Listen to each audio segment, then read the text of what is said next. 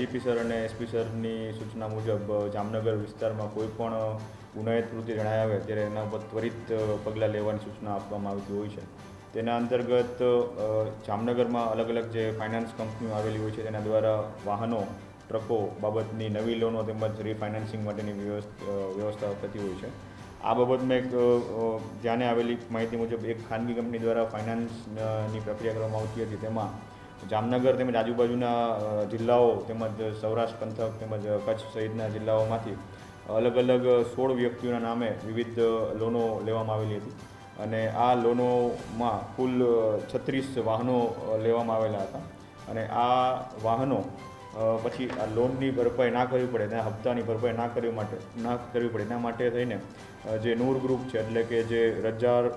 દાઉદભાઈ ચાવડા, રજાક સોપારી ઉર્ફે તેમજ આમીન નોતિયાર અને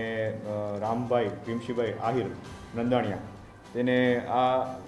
ટ્રકો, આ વાહનોનો અનધિકૃત કબજો આપી અને જ્યારે પણ બેંક દ્વારા અથવા તેના બીજા કોઈ કર્મચારી દ્વારા આ વાહનોને કબજે કરવા માટેની પ્રક્રિયા હાથ ધરવામાં આવે ત્યારે તેમને આ ત્રણેય આરોપીઓ એટલે કે જે રજાક સોપારી, આમીન નોતિયાર અને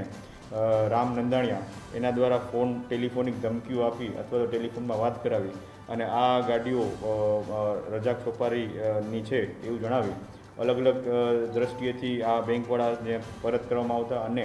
કુલ મળીને જે આ પૂર્વ આયોજિત ગુનાહિત કાવતરું જે કરવામાં આવતું તે મળીને કુલ